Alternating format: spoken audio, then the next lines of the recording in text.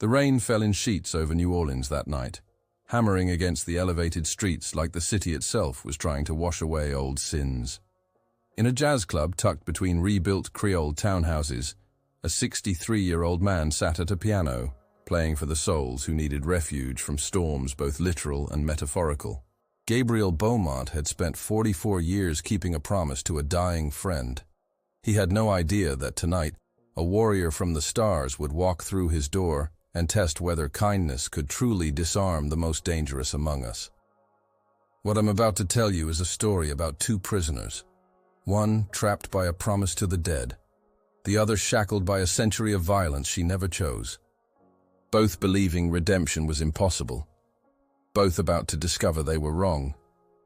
If you've ever felt like your past defines you, or wondered if one choice can change everything, hit that like button and subscribe.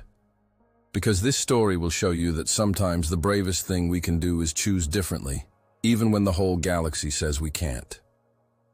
The year was 2092, and New Orleans had learned to rise, literally.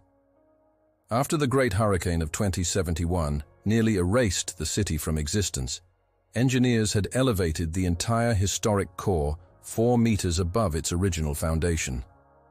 The French Quarter now sat on massive pillars, its wrought iron balconies and colorful facades preserved like museum pieces suspended between earth and sky.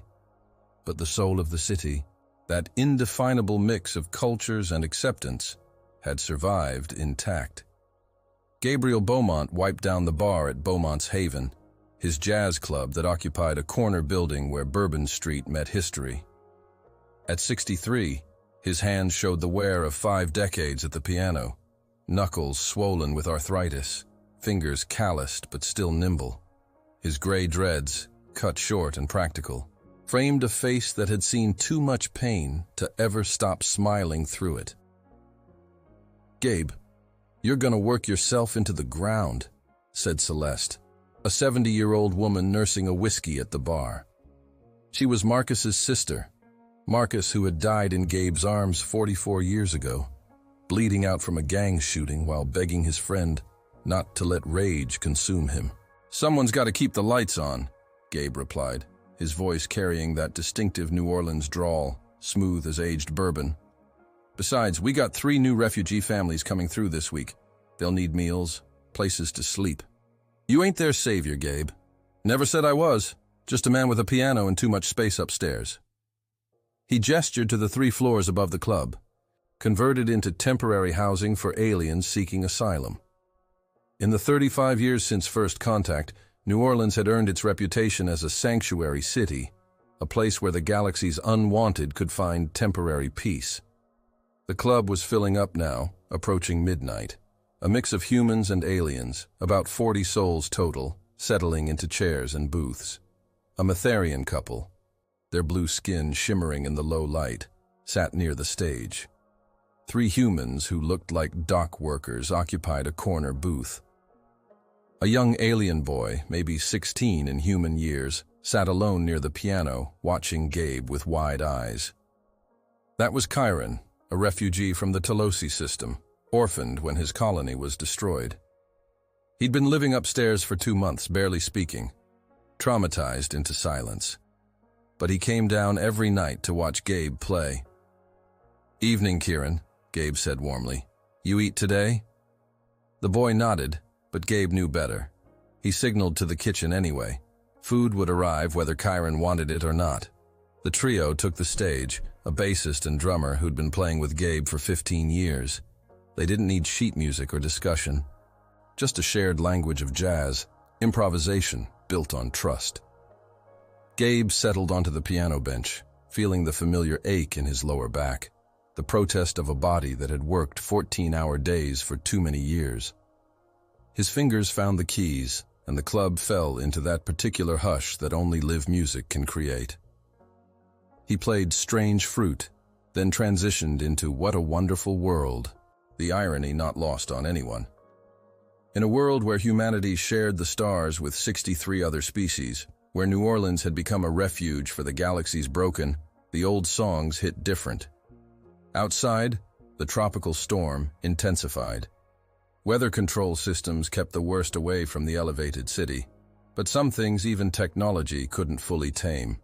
Thunder rolled, a bass note beneath Gabe's playing.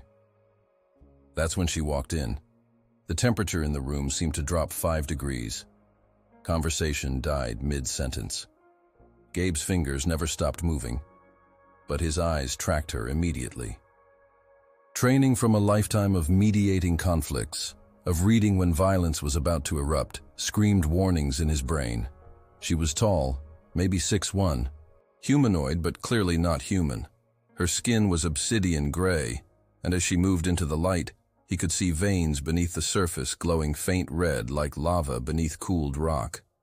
Her hair moved independently, black strands that writhed like serpents checking their environment.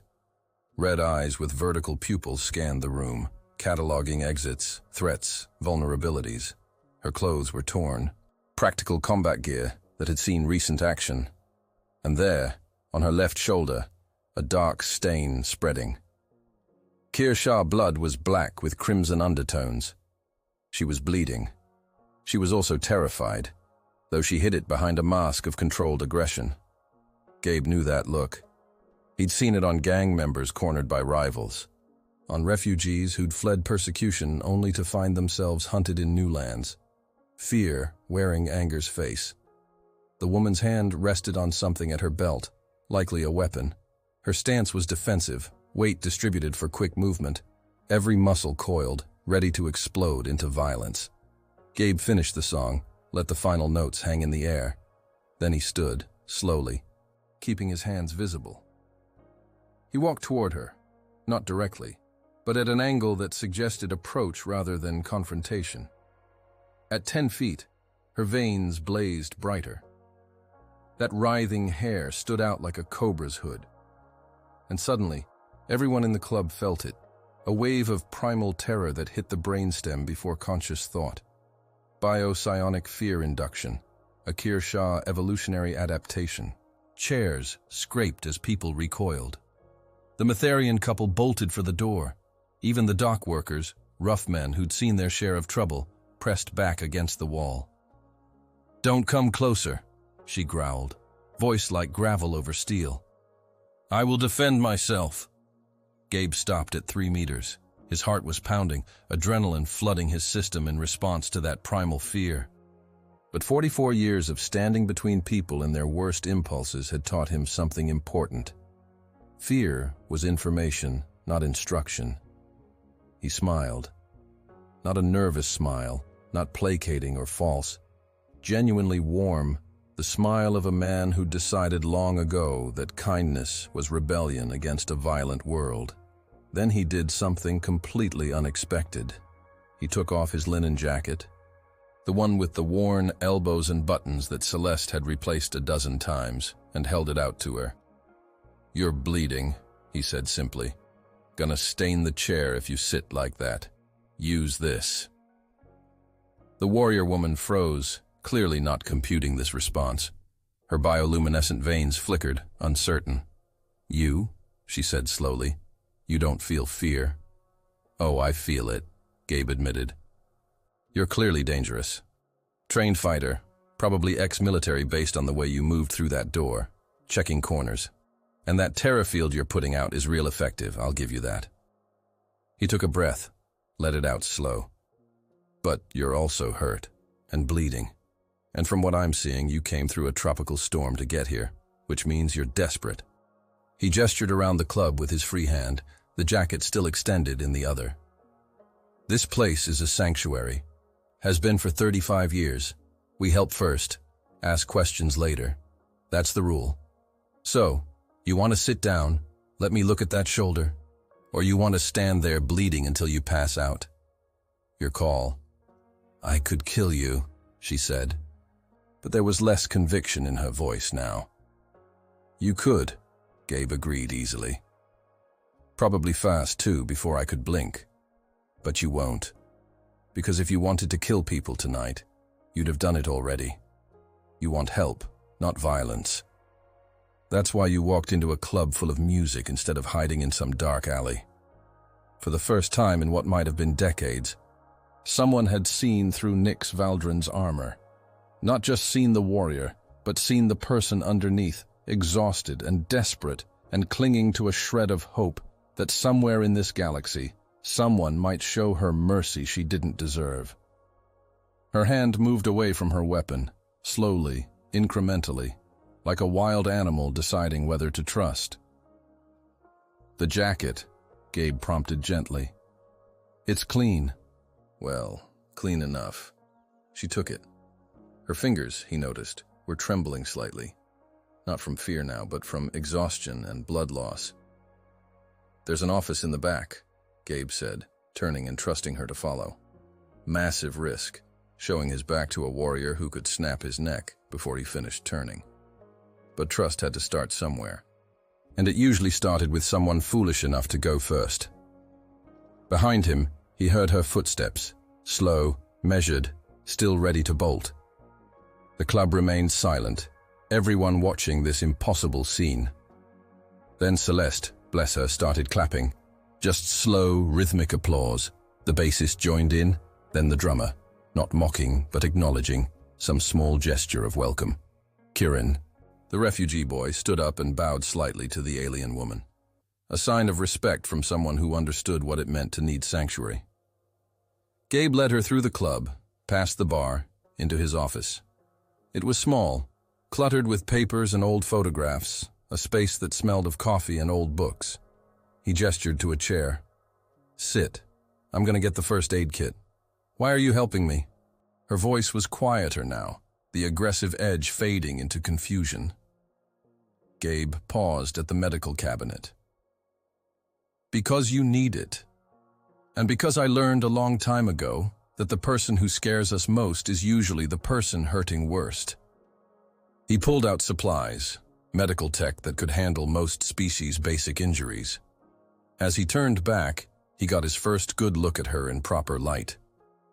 Beautiful, in a fierce way. Angular features, sharp cheekbones, those red eyes holding centuries of Kirsha genetic memory. But also young somehow, vulnerable beneath the predator's mask. "You know what I am," she said. Statement, not question. "Kirsha, probably Crimson Guard based on the tattoos I can see on your wrists. X-Guard, I'm guessing. Since you're here instead of conquering something." He pulled up a stool, sat down in front of her. "I'm going to need you to remove the shoulder piece of that armor so I can see the wound. That okay?" She hesitated, then complied. The armor came off in sections, revealing more of that obsidian gray skin, those glowing veins. The wound was a puncture, probably from an energy weapon, cauterized but still seeping. "This is gonna sting," Gabe warned, preparing a universal antiseptic. "Breathe through it." "I've endured worse." "I bet you have. Doesn't mean you gotta suffer through everything without warning." He applied the antiseptic, watched her jaw tighten, but heard no sound. Warrior's discipline. "I'm Gabe, by the way. Gabriel Beaumont, but everyone calls me Gabe." "Nix," she said after a moment. "Nix Valdrin." "Pleased to meet you, Nix, though I wish it was under better circumstances." He worked efficiently, cleaning, applying regenerative gel that would work with her biology, covering it with a flexi bandage. "You're the one, aren't you? The executor who refused orders. Saved those refugee kids instead of executing them." Her whole body went rigid. "How do you know that?" "News travels, even to Little Earth. Kirsha executor goes rogue, kills 3 of her own squad, disappears. Empire puts bounty on her head big enough to buy a moon. Some call you traitor, some call you hero. Me, I call you someone who chose conscience over convenience, and that's never easy." "I'm a monster," Nick said, voice flat. "I killed for a century, hundreds dead by my hand. 3 years ago, I finally hesitated, finally questioned. That doesn't erase anything." Gabe finished bandaging, sat back. "No, it doesn't. Can't change the past, can't bring back the dead. But you can choose who you are from here forward. Past is a burden, Nix. Doesn't have to be a destiny. You don't understand. I was programmed from childhood. made into a weapon. That's all I know how to be. Then learn something new. He said it simply, like it was the most obvious thing in the world. You're what? 140, 150, 147. Young yet, by Kershaw standards. Got centuries ahead of you. Plenty of time to figure out who Nix Valdrin is when she's not following orders. She looked at him. Really looked. Like she was seeing something impossible. Why aren't you afraid? Everyone fears Kershaw. It's what we evolved to inspire. Gabe stood, joints creaking. Oh, I'm afraid. But I'm also 63 years old, and I buried my best friend when I was 19. He died asking me to choose music over rage, peace over violence. Spent 44 years keeping that promise. So when I see someone who's fighting to be better than their programming, someone who sacrificed everything to save children they didn't even know, that scares me less than it inspires me. He moved to the door, paused. You can stay upstairs tonight. Got a room set up for refugees. Clean bed, shower, food. No questions, no payment. Just rest. Tomorrow we can figure out next steps. There are hunters looking for me. There usually are for folks who come here. We'll deal with it if they show. He smiled again, that warm, defiant smile. New Orleans didn't survive hurricanes and wars and first contact by running from trouble. We survive by being stubborn and hospitable in equal measure. Nix Valdrin, warrior of the Crimson Guard, executor of Imperial Will, killer of hundreds, felt something crack inside her chest. Not her armor, something deeper. And to her absolute horror, hot bioluminescent tears spilled from her eyes, glowing red tracks down obsidian cheeks. Gabe didn't move closer, didn't offer platitudes. Just stood there, present and patient, while she cried for the first time in 147 years. Outside, thunder rolled. The storm continued. But inside Beaumont's haven, something impossible had begun.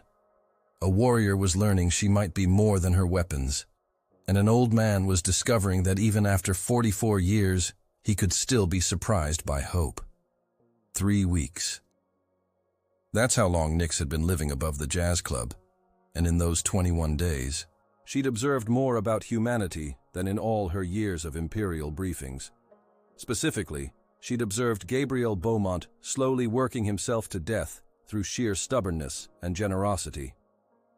It was 2 a.m, and Gabe was still downstairs, not playing piano now, but repairing a broken table, humming to himself. Nix watched from the top of the stairs, concealed in shadow. The club had closed an hour ago, but he remained, fixing things, cleaning, preparing for tomorrow. You don't sleep, do you? She called down. Gabe looked up, unsurprised. He'd probably known she was there the whole time. Sleep is for people who don't have work to do. That's not healthy, says the woman who I caught doing combat drills at 5 this morning. He set down his tools, wiped his hands on a rag. You coming down? Or are you gonna lurk up there like a gargoyle? Despite herself, Nix smiled.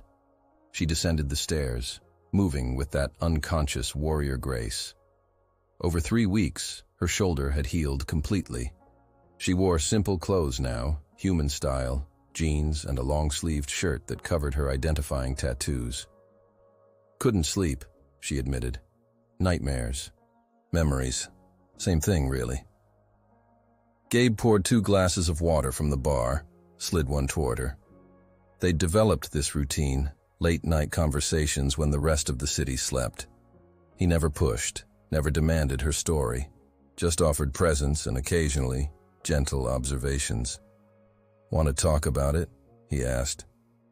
Nix took the glass, stared into the water like it held answers. I keep seeing their faces. The ones I killed. They blur together after a while, but sometimes one will stand out. A Matharian merchant who begged for his children. A human soldier who was barely older than Chiron. A Kershaw dissenter who questioned imperial policy and paid for it. And you remember them all? Not all, but enough. Too many. She drank, the water doing nothing to wash away the taste of guilt.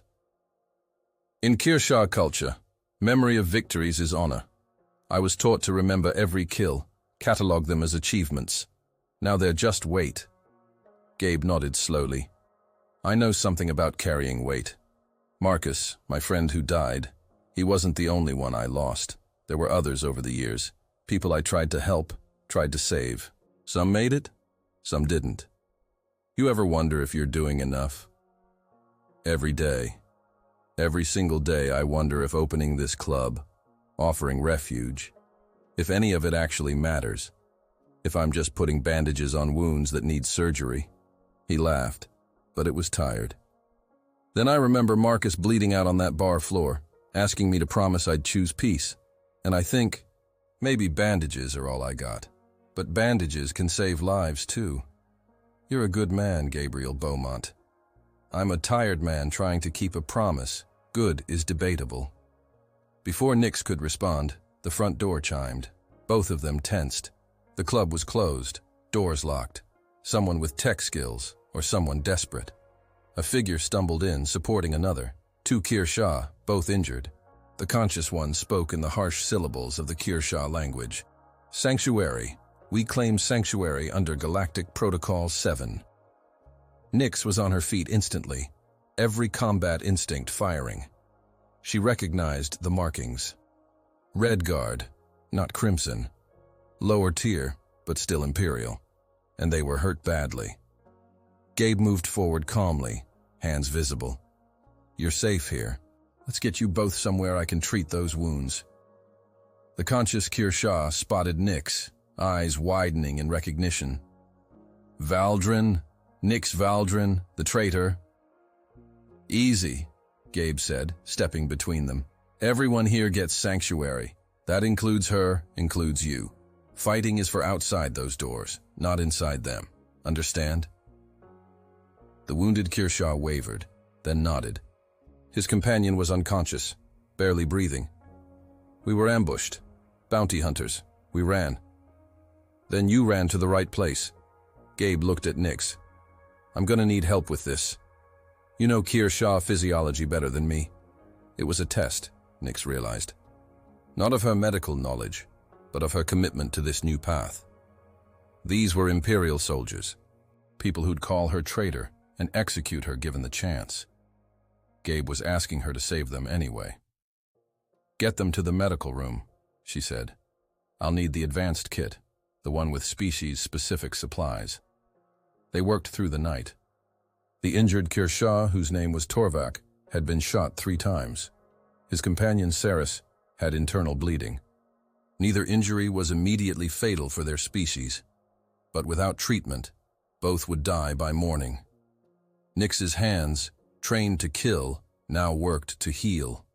She sutured, administered medications, monitored vital signs. Gabe assisted, following her instructions precisely. There was something surreal about it. Warrior and peacemaker working in tandem to save lives. Why? Torvak asked, conscious now and watching Nix with confused hostility. You betrayed the Empire. Why help us? Because I'm trying to be something other than what I was made to be, Nix said, not looking up from her work. Because an old human taught me that choice matters more than programming.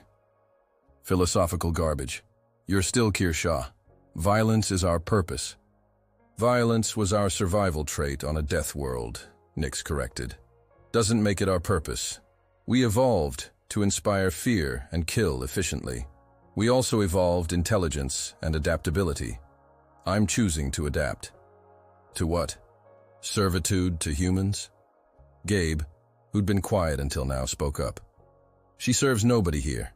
She's a guest, same as you. And when you're healed, you're free to leave or stay. No obligations. Humans, Torvak muttered. Your weakness will doom your species.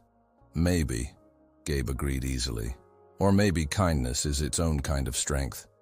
We'll see who's still standing in a few centuries. By dawn, both patients were stabilized. Torvak was conscious and surly. Saris remained unconscious, but breathing normally. Nix finished the last bandage, stepped back. They'll live, she told Gabe.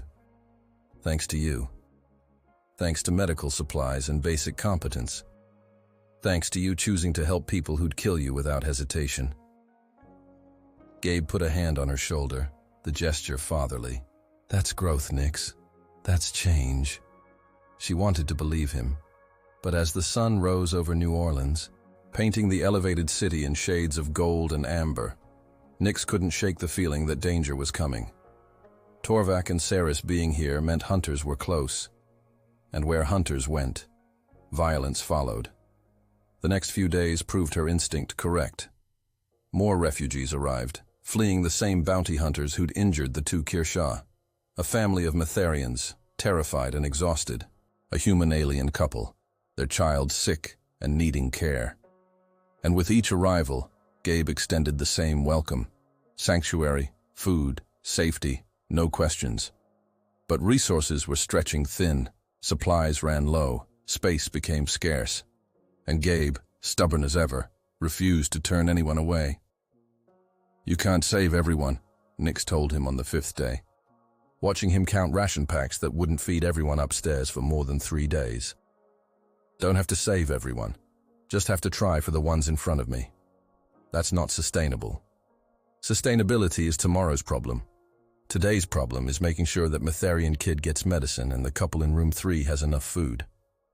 He looked up at her, those kind, tired eyes. You thinking I should turn people away? I'm thinking you're going to collapse if you keep this pace. You work 14, 16 hours a day. You barely eat. I watched you take medication for pain earlier and try to hide it. Arthritis comes with age. It comes with playing piano for 50 years without proper care for your joints. It comes with carrying everyone's burdens except your own. Nix crossed her arms. Marcus asked you to choose peace, not martyrdom. Gabe flinched. She'd hit a nerve. Good. You don't get to use his name like that, he said quietly. Why not? You use his memory like a weapon against yourself every single day. I promised Marcus. I owe Marcus. Marcus wanted me to. When does what you want matter? What I want doesn't matter when people are suffering. That's exactly the kind of thinking that makes martyrs instead of leaders. Nix moved closer. I spent a century being told my wants didn't matter. Only Imperial will. I became a perfect weapon. And you know what I learned when I finally broke free? Weapons don't change things. People do. Real people, with needs and limits and desires. Before Gabe could respond, the front door exploded inward. 3 figures entered, moving with military precision. 2 were Kirshah, 1 was a heavily augmented human. All were armed. All wore the marks of licensed bounty hunters. The lead, Kirshah, a woman with scars across her face and arms covered in kill marks, smiled coldly. Gabriel Beaumont, we've heard about your little sanctuary. Very touching, but it ends now. Gabe stood, positioning himself between the hunters and the stairs to the refugee rooms. This is a legally recognized sanctuary under galactic protocol. You have no authority here. We have the authority of Imperial contract. 2 fugitives are harbored in this building. Nix Valdrin and Torvak Shin. Release them, and we leave peacefully. Can't do that. The hunter's smile widened.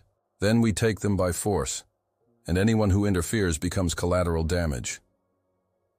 Nix stepped forward, power flooding through her veins, bioluminescence flaring bright enough to cast red shadows. Her hair writhed, active and aggressive. Fear poured off her in waves, that primal terror induction at full strength. You want me? She growled. Come and take me, but leave these people alone. The scarred hunter, seemingly immune to fear or just trained to resist it, drew her weapon. Scarith, Crimson Guard, 1st Division. Nix Valdrin, you are charged with murder of Imperial soldiers and desertion. Surrender or die. How about option 3? Gabe said, stepping forward despite every survival instinct screaming at him to run.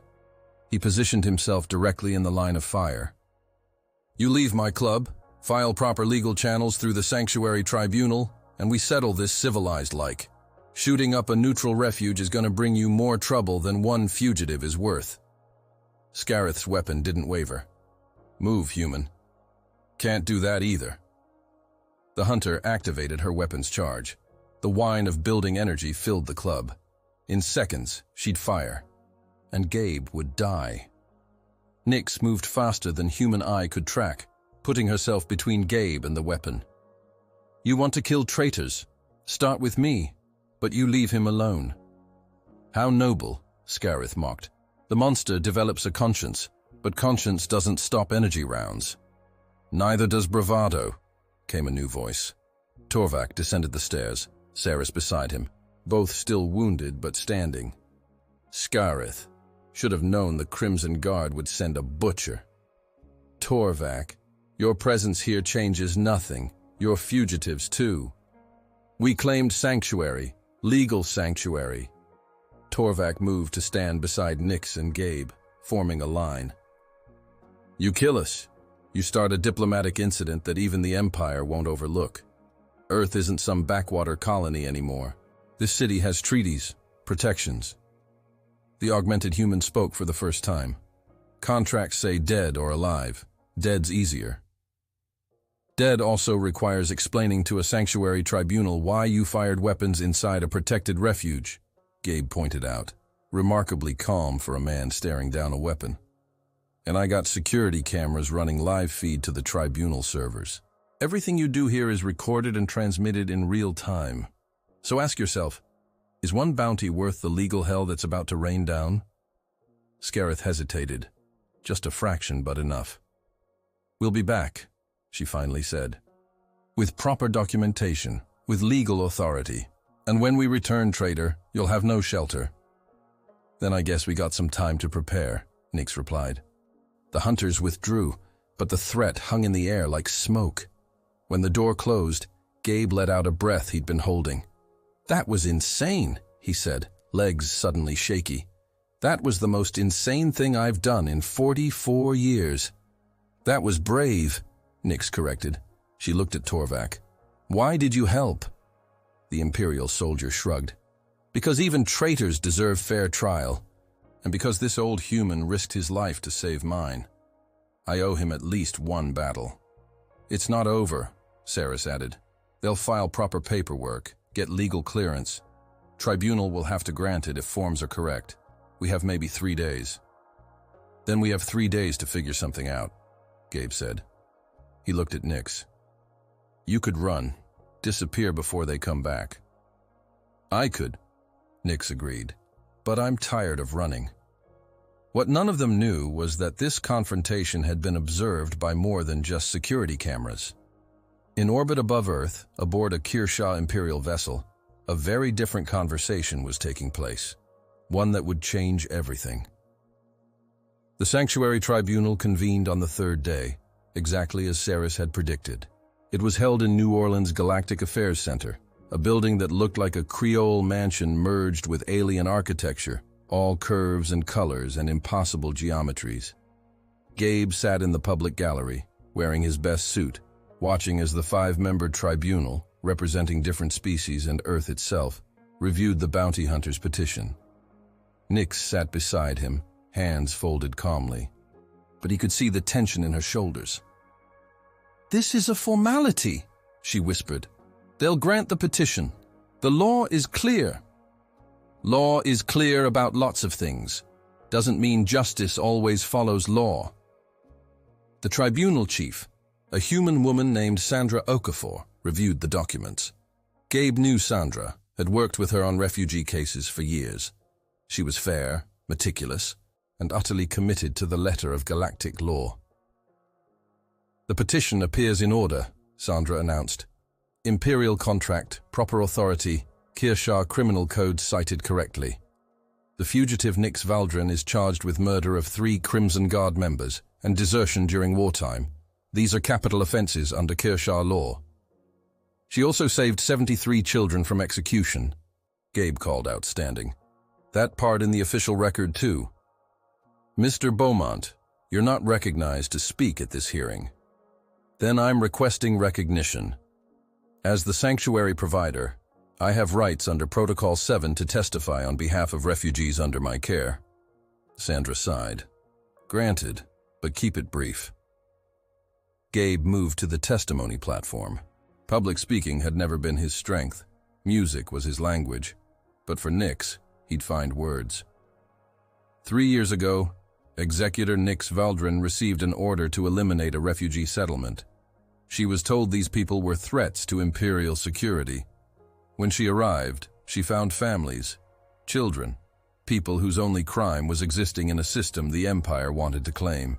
And for the first time in a century of service, she refused. He looked at each tribunal member in turn. She didn't just refuse. She evacuated those refugees, bought them time to escape. In the process, 3 members of her own unit tried to stop her. She defended herself. Self-defense against people attempting to commit genocide. That's not murder. That's heroism. Heroism is subjective. The Metherian tribunal member said. Law is not. The charges stand regardless of motive. Then your law is broken, Gabe said bluntly. If following orders to kill children is legal and saving them is criminal, the law itself is unjust. And unjust laws don't deserve respect. Strong words from someone who benefits from these very laws, Scarith called from the hunters section. She stood, radiating confident menace. Beaumont, you speak of justice, but you harbor a killer. Valdrin has hundreds of deaths on her record. Legal executions, yes, but deaths nonetheless. 3 years of conscience don't erase a century of service to what you call genocide. You're right, Nick said, standing now. They don't. The room fell silent. Gabe looked at her, alarmed. This wasn't the plan. They'd agreed she'd stay quiet, let legal advocates argue. 3 years don't erase a century, Nix continued, moving to the platform beside Gabe. I killed for 100 years, followed orders without question, executed dissidents, rebels, people who threatened imperial expansion. I was good at it, efficient, praised for my lack of hesitation. Her veins glowed brighter as emotion rose. Then I was ordered to kill children, and something broke in me. Not conscience, not at first. Just exhaustion. Realization that if I could kill children without question, there was nothing left of me worth salvaging. So I chose differently. She turned to face the tribunal directly. I don't claim innocence. I don't ask for forgiveness. Those I killed are dead, and no legal defense changes that. But I ask for the chance to live the rest of my centuries being something other than a weapon. To prove that even those programmed from birth to kill can choose creation instead. And if that's not justice under your law, then I'll accept whatever punishment comes. But I won't let anyone else die for my choices. The tribunal members conferred quietly. Gabe watched Sandra's face, trying to read her expression. She was conflicted, he could tell, following law versus following conscience. Finally, Sandra spoke. The tribunal rules as follows. Asylum is granted to Nix Valdrin under Protocol 7, Section 4, Extraordinary Circumstances Provision. However, she will be placed under monitored supervision. Any violation of sanctuary terms results in immediate revocation and extradition. Relief flooded through Gabe. They'd won. Nix would stay. But Scarith was not finished. The Empire does not recognize this ruling. Valdrin is Imperial property, a weapon created and trained at massive expense. She will be recovered. If not through your laws, then through ours. Are you threatening military action against a protected sanctuary? Sandra demanded. I'm stating reality. The Crimson Guard does not abandon assets. Scarith smiled coldly at Nix. Enjoy your temporary freedom, traitor. I'll be back for you, and next time I won't ask permission. The hunters left, but the threat was clear. They'd lost the legal battle, but had no intention of accepting defeat. Outside the center, in New Orleans' humid afternoon air, Gabe put a hand on Nix's shoulder. You did good in there. Speaking truth takes courage. I signed all our death warrants. You understand that? Scarith won't stop. She'll come with force. Legal authority be cursed. Then we prepare. We strengthen defenses. We alert local authorities.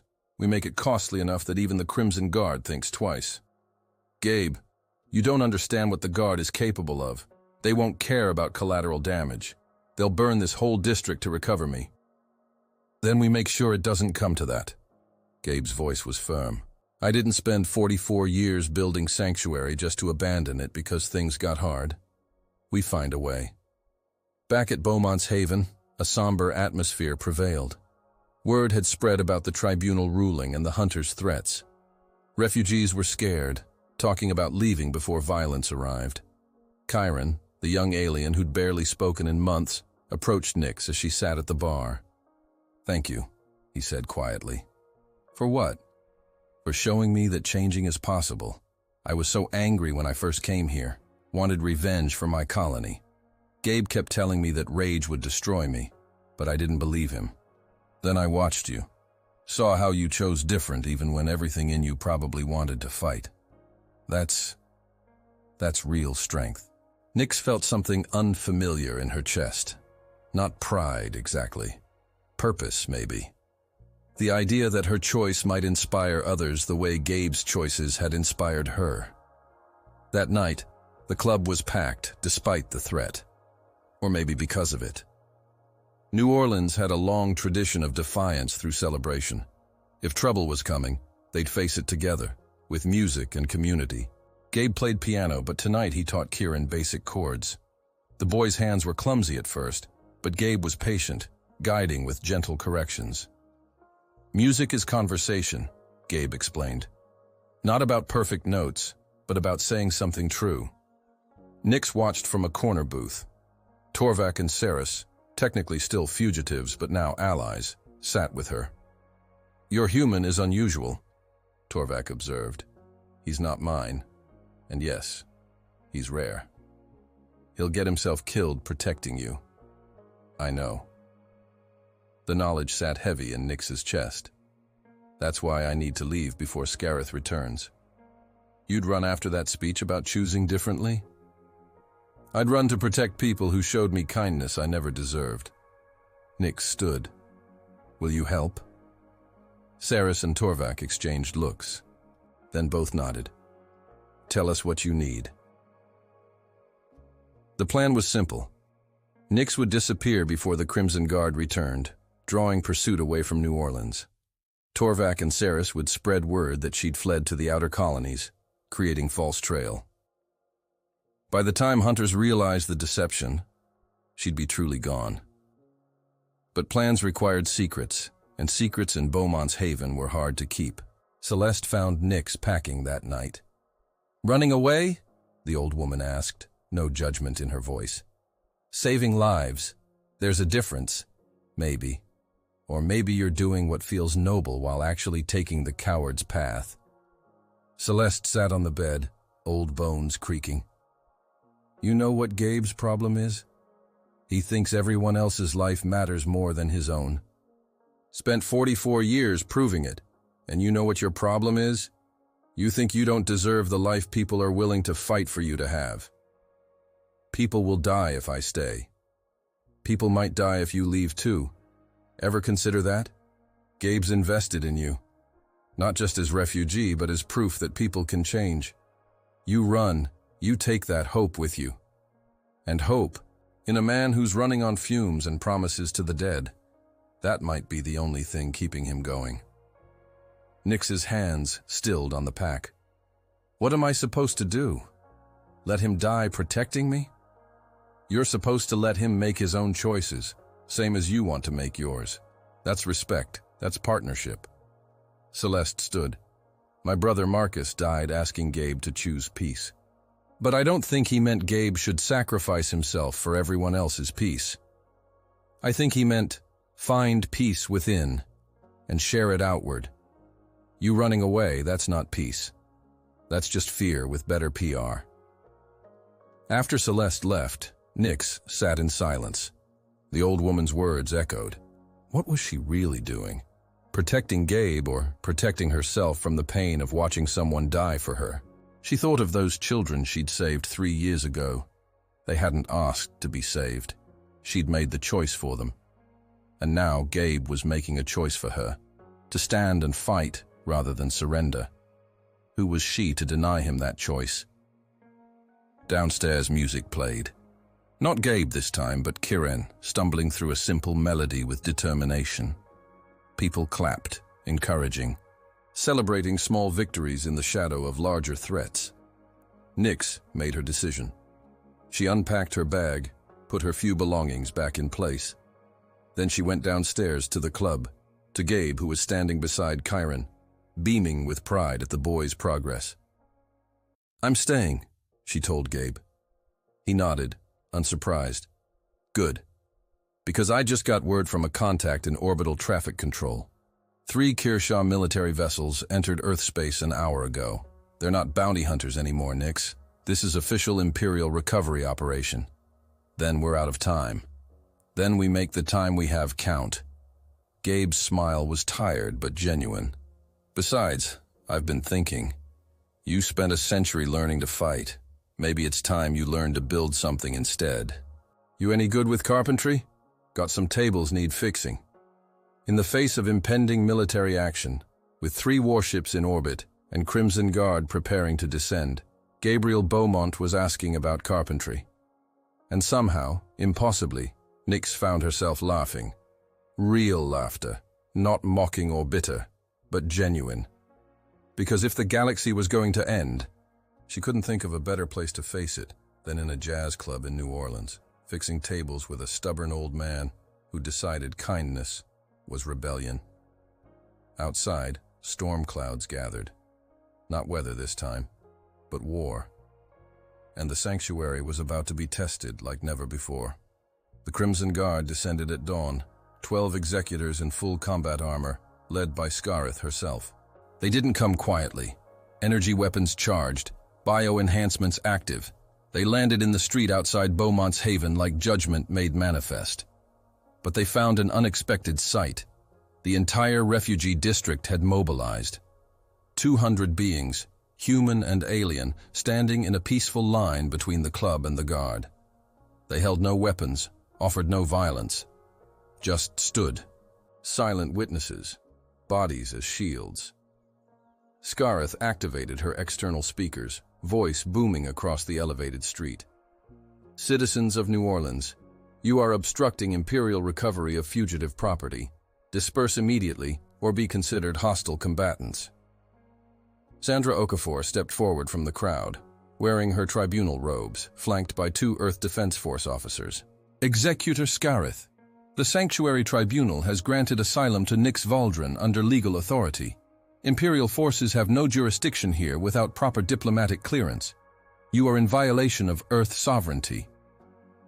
We have clearance from Kearshaw Emperor himself. Valdrin is stolen Imperial property. We will recover her. She is a sentient being, not property, and the abolition of sentient ownership is foundational Earth law. We do not recognize your claim." Inside the club, Gabe watched the standoff through the windows. Beside him, Nyx stood in full armor she'd kept hidden, the ceremonial gear of a Crimson Guard executor. She'd put it on not to fight, but to make a statement. She wasn't hiding anymore.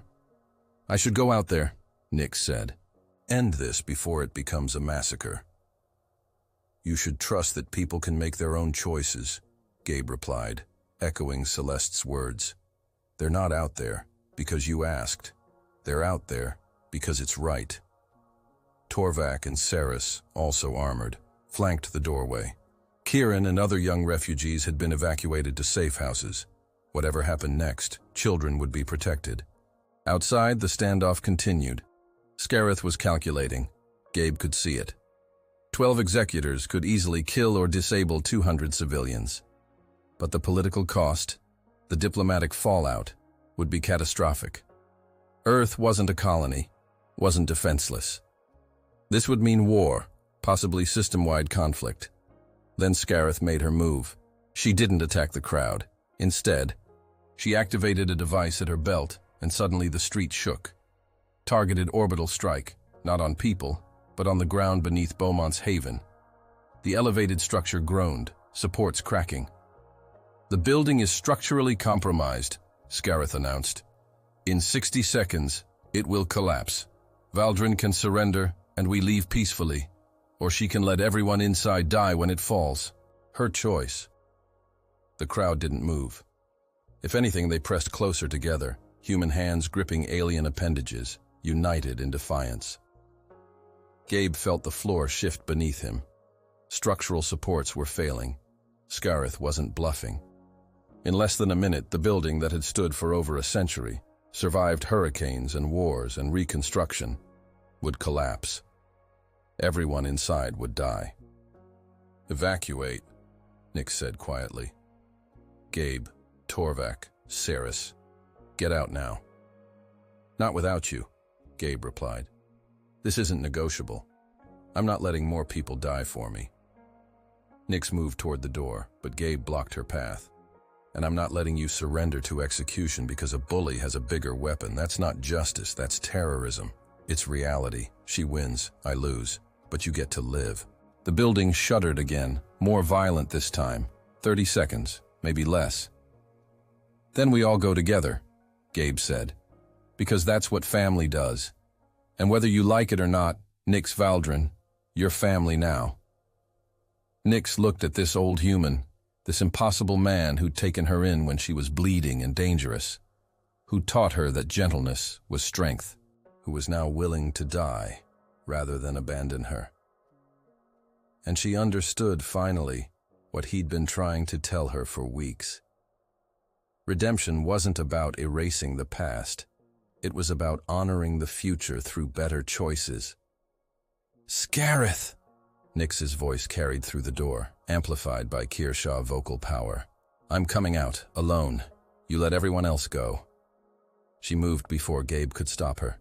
Bursting through the door with explosive speed, the crowd parted as she strode toward the Crimson Guard, every inch the warrior she'd been trained to be.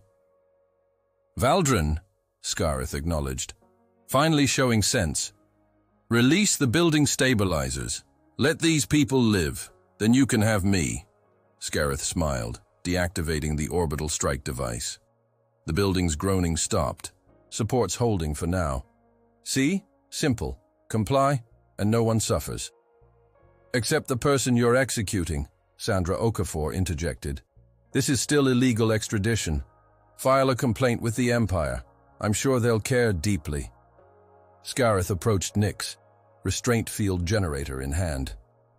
"Nix Valdrin, by authority of the Kearshaw Emperor, you are remanded to Imperial custody for crimes against—" "No." Gabe stood in the doorway, Torvak and Saris flanking him. Behind them, more refugees emerged, not fleeing but standing witness. "No," Gabe repeated. "You want her, you go through all of us. And that means killing civilians, starting a war, destroying everything your empire claims to value about honor and strength. Is one fugitive worth that? She murdered 3 Crimson Guard. She stopped a genocide. If your empire can't tell the difference, that says more about the empire than about her."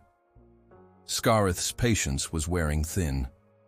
"Human, you are testing limits you don't understand. Stand down, or I will remove you by force. Do it then. But know that every person here will resist, not with violence. We're not soldiers, but with presence, with witness, with the knowledge that sometimes the bravest thing is standing in front of the bullet and saying, 'No, this is wrong.'" For a moment, the world held its breath. 12 executors against 200 unarmed civilians and one defiant old man with arthritis and a piano player's hands.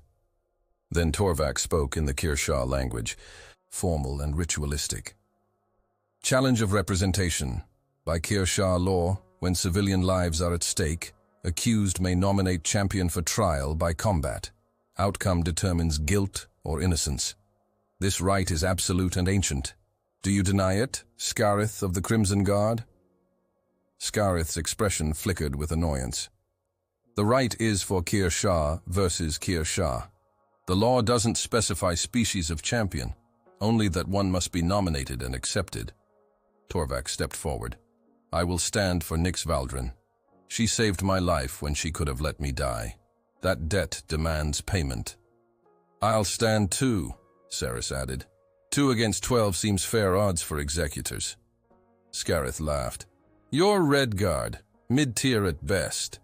You think you can challenge Crimson Guard executors? I think honor demands we try. Torvak drew no weapon, simply stood ready. Unless the Crimson Guard fears fair combat? The trap was elegant. Kershaw culture was built on honor and martial prowess. To refuse combat challenge in front of witnesses would mark Scarith as coward, but accepting meant risking Imperial operation on personal duels. Scarith calculated quickly. 2 Red Guard versus her. Easy victory. She'd kill them both, then take Nyx anyway. Accepted. But when I win, Valdrin comes immediately. No more delays. Agreed, Nyx said quietly. She looked at Torvak and Saris. You don't have to do this. Yes, Torvak replied. We do. You showed us that choosing conscience over orders is possible. Let us show you that debts of honor still mean something. The crowd cleared a space in the street. By ancient Kershaw custom, combat would be unarmed, bioenhancements only, first blood or surrender. Scarith removed her weapons, as did Torvak and Saris. This is insane, Gabe muttered. They can't win. Probably not. Nyx agreed. But they're buying time. Look. Gabe followed her gaze upward. In the sky, Earth Defense Force ships were approaching, alerted by the orbital strike. Help was coming, but not fast enough. The combat began with explosive speed. Scarith moved like lightning, a century of Crimson Guard training evident in every strike. She caught Saris with a devastating blow that sent him crashing into a wall, unconscious instantly. Torvak fared better, his Red Guard training sufficient to avoid immediate defeat. He dodged, deflected, bought seconds of time. But it wasn't enough. Scarith was superior in every measure. Within 90 seconds, both challengers lay defeated. Scarith stood over them, barely winded. Honor satisfied. Now, Valdrin comes with us. But those 90 seconds had been enough. Earth Defense Force ships were overhead now, weapons locked on the Kershaw executors. And on the ground, New Orleans police and galactic peacekeepers arrived in force. Executor Scarith, the peacekeeper commander announced. You are ordered to stand down. The Earth Defense Force has declared this an unlawful military incursion. You have 60 seconds to return to your ship and depart Earth space, or you will be fired upon. Scarith looked at Nyx, at the growing military presence, at the political nightmare this had become. She'd won the combat challenge but lost the larger battle. This isn't over, Valdrin. The Empire has long memory. So do I, Nyx replied.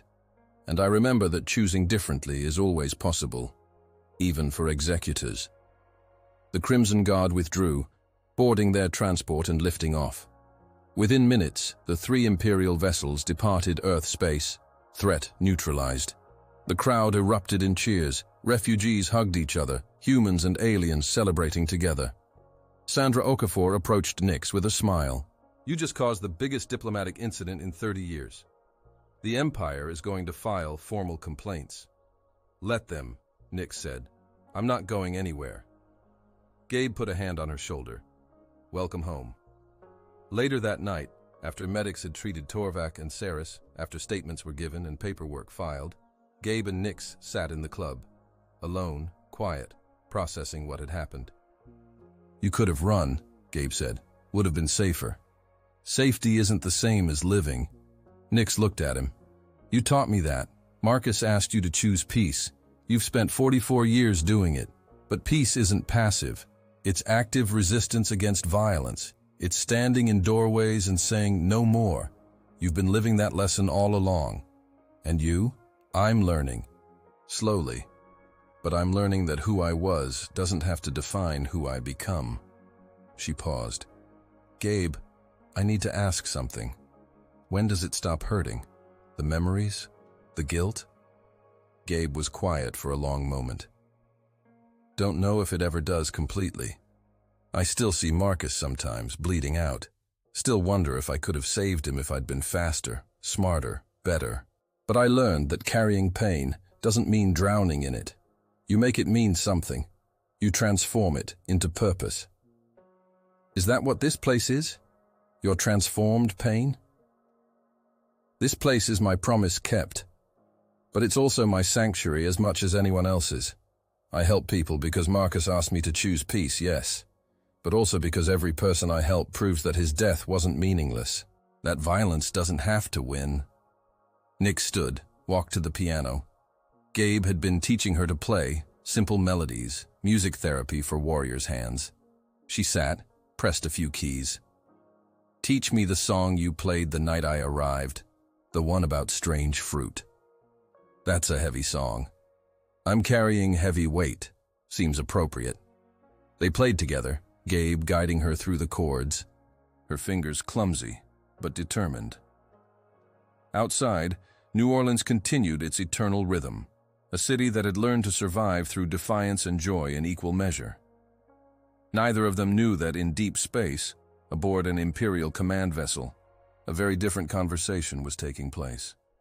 Young Kearshaw officers, witnessing Nix's stand, were questioning, asking why defending children was treason, why conscience was criminal. A seed had been planted. Change, real systemic change, was beginning. But change required sacrifice, and the cost would be paid in the days to come. 4 months passed. Autumn came to New Orleans, bringing cooler temperatures and that particular light that made the elevated city glow gold in the afternoons. Beaumont's Haven expanded, taking over the building next door, doubling capacity for refugees. But changes came in other ways too. Gabe hired Kieran as assistant manager. The boy, no longer silent and traumatized, had found his voice through music and purpose. He ran the day-to-day operations, freeing Gabe to actually rest for the first time in 44 years. "You're sure about this?" Gabe asked, watching Kieran organize supply deliveries with efficient competence. "You taught me everything I need to know. Besides, you promised Nix you'd take time for yourself. Or did you forget?" Gabe hadn't forgotten. Nix had made him promise, in those quiet late nights, that he'd stop martyring himself for everyone else's peace, that he'd actually live, not just exist as a refuge for others. Speaking of Nix, she stood at the club's entrance, greeting new arrivals. A family of Tolosi refugees, fleeing the same conflict that had orphaned Kieran. She welcomed them with warmth that would have seemed impossible 5 months ago. "You have sanctuary here," she told them in accented but clear Tolosi. "No questions, no judgment, just safety and time to heal." The mother, clutching 2 small children, looked at Nix's Kearshaw features with understandable fear. But Nix didn't activate her fear induction, didn't let her predator nature dominate. She simply knelt, making herself smaller, less threatening. "I know what I look like. I know what my species represents to many. But I also know what it's like to run, to be hunted, to need help you don't think you deserve. So please let us help. No obligations, no debts." The family cautiously entered, and Kieran took over, showing them to rooms upstairs. Nix stood, found Gabe watching her with that proud smile he got. "What?" she asked. "Nothing. Just remembering the terrified warrior who walked in here during a storm, bleeding and convinced she was irredeemable. Look at you now. I'm still that warrior, just learning to be other things too." The club had become something more than jazz venue and refugee shelter. It had become symbol. News of the standoff with the Crimson Guard had spread across Earth and beyond. Other cities established similar sanctuaries. Other species began questioning their own military programming. And within the Kearshaw Empire itself, cracks appeared. 12 young executors had deserted in the 4 months since Nix's stand, citing conscience and refusing to follow orders they deemed unjust. The Empire was fracturing from within. Scarith, disgraced by her failed mission, had been demoted. Rumor said she'd gone into voluntary exile, questioning everything she'd been taught. Gabe doubted they'd seen the last of her, but for now, the threat had passed. "You thinking about her?" Nix asked, reading his expression. "Thinking about a lot of things, about how one choice ripples outward.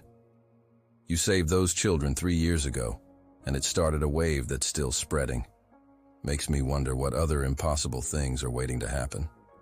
That evening, the club hosted its biggest crowd yet. Not just refugees, but locals. Tourists, beings from a dozen worlds who'd heard about this place where the dangerous alien woman had learned to smile and the old human had proven that kindness could disarm even the Crimson Guard. Torvak and Ceres, fully healed and granted asylum themselves, worked security. But there was little trouble.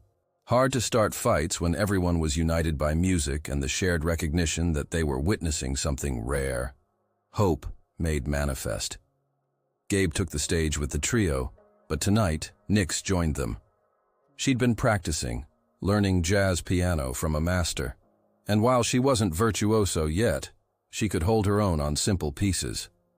They played What a Wonderful World again, but this time as a duet. Gabe's experienced hands weaving around Nyx's careful notes, two voices finding harmony. Celeste, watching from the bar, smiled and raised her glass. Marcus would have loved this, she said to no one in particular. My brother always said music could save the world. Turns out he wasn't wrong. After the set, Gabe made an announcement. I got news. Big news. Next month, I'm going to Memphis. The crowd murmured, confused. Gabe never left New Orleans. Never in 44 years. I'm playing at the Blue Note, 2-week residency. And before you ask, yes, the club will be fine. Kieran's running operations, Nyx is handling security and refugee intake, and I'll be back before you know it. But I made a promise to myself and to some people I care about that I'd actually live my life, not just facilitate everyone else's. So I'm going to play music in new places, see new things, and trust that the world won't fall apart without me hovering over it every second. The applause was thunderous, and loudest of all was Nyx, who'd pushed him to take this step, to honor Marcus's memory by living rather than just surviving. Later, in the quiet after closing, Gabe found Nyx working on the mural. She'd been painting it for weeks, a memorial to this journey. It showed the club, but also showed people, human and alien, standing together. And in the center, barely visible but definitely there, a warrior woman sat at a piano, learning to create instead of destroy. It's beautiful, Gabe said. It's a reminder, for me, for everyone who comes here. That change is possible, that programming can be overcome, that even those designed to kill can learn to build. You gonna be okay while I'm gone? Nyx smiled, real and warm. I'll be fine. We'll be fine. You taught us well, Gabe. This place isn't about one person. It's about what we build together. The weeks passed. Gabe went to Memphis, played to packed houses, discovered that he could still dream new dreams at 63. He met other musicians, shared stories, and for the first time since Marcus died, felt truly alive rather than just obligated. Back in New Orleans, Nyx thrived. She mediated conflicts, welcomed refugees, and slowly, carefully, built relationships that weren't based on fear or power, but mutual respect. Kieran called her Big Sister, a title that made her uncomfortable and proud in equal measure. And in the quiet moments, alone in her room above the club, she wrote letters to the children she'd saved 3 years ago, checking on their progress. Letters to other Kirsha who might be questioning, offering hope that different paths existed. Letters she wasn't sure would ever be read, but that needed to be written anyway. One evening, 6 months after the Crimson Guard's failed retrieval, a ship landed at New Orleans spaceport. From it emerged a young Kirsha woman, no older than 30 in human years, wearing civilian clothes and carrying a simple bag. She found her way to Beaumont's Haven, walked in during evening jazz session. Nyx, serving drinks, froze when she saw her. The young woman approached, nervous but determined. Executive Aldrin, I'm Vela. I was one of the executors you incapacitated during the confrontation. I've been thinking about what you said, about choosing differently. I want to learn, if you'll teach me. Nyx looked at this young warrior, saw herself 3 years ago, standing at a crossroads between who she'd been made to be and who she might choose to become. I'm not an executor anymore, Nix said gently. Just Nix, and yes, I'll teach you. We'll all teach you. Welcome to Sanctuary. When Gabe returned from Memphis, tanned and energized and full of stories, he found the club more vibrant than ever. 3 more Kearshaw deserters had arrived, all seeking what Nix had found. A chance to be something other than weapons. You started a revolution, Gabe told Nix that night, both of them sitting at the piano, her skills noticeably improved after months of practice. We started it, you and me. You showed me that kindness could disarm hatred. I'm just passing the lesson forward. Marcus would have loved you, Gabe said suddenly. He would have seen what I see, a warrior learning to wage peace instead of war. That's the best kind of transformation. You still miss him, every day, but the hurt's different now, softer. Like you said months ago, the pain doesn't stop, but it transforms, becomes something you can carry without it crushing you. They played together, no longer teacher and student, but partners. The club filled with sound, with laughter, with the music of people from across the galaxy, finding common ground in a rebuilt city that had learned to rise. 3 years later, on a quiet Tuesday afternoon, Nix stood before a gathered crowd in New Orleans' Central Square. She'd been invited to speak at the Galactic Unity Summit, representatives from 40 worlds present. I was made to be a weapon, she began, her voice carrying through amplifiers. Bred, trained, programmed from childhood to kill efficiently and without question. For 100 years I did exactly that. I was good at it, the best, they said. And I believed that was all I could ever be. She paused, gathering thoughts. Then I met a human who refused to fear me, who offered his jacket when I was bleeding, who taught me that gentleness was strength and that choice mattered more than programming. Gabriel Beaumont showed me that redemption wasn't about erasing the past, but about honoring the future through better choices. In the audience, Gabe sat with Celeste, both of them older now, but still present. Kieran sat nearby, now 21 and running 3 sanctuaries across Earth. Torvak and Ceres served as galactic peacekeepers, using their military training to protect rather than conquer. I tell you this, Nix continued, because there are millions like me, soldiers following orders, convinced they have no choice, believing their programming is destiny. But if an executor of the Crimson Guard can learn to build instead of destroy, anyone can. Change is possible. It's difficult, painful, requires confronting everything you thought was true. But it's possible. She looked directly at Gabe, smiled. And sometimes all it takes is one person willing to smile instead of run, to offer a jacket instead of judgment, to stand in a doorway and say, no, this violence ends here. That's the lesson I carry. That's what I want to share with the galaxy. The applause was genuine, heartfelt. Nick stepped down from the podium, returned to Gabe's side. Good speech, he said. Learn from the best. They walked together through New Orleans, this city of survivors. This place that had taught them both that rising wasn't just about elevation above floodwaters, but about elevation of spirit, of purpose, of the refusal to let darkness win. At Beaumont's Haven, now run by a collective of refugees who'd become family, a party was starting. Celebration of the summit, yes, but also celebration of ordinary miracles, people choosing kindness, warriors laying down weapons, the transformation of pain into purpose. Gabe sat at his piano, Nix beside him. They played for the gathered crowd, music that spoke of journey and growth, of mistakes and redemption, of the truth that no one is beyond change if they're willing to choose it. And in that moment, in a jazz club in a rebuilt city on a planet that had learned to share the stars, two unlikely friends proved what humanity had always known, but sometimes forgot.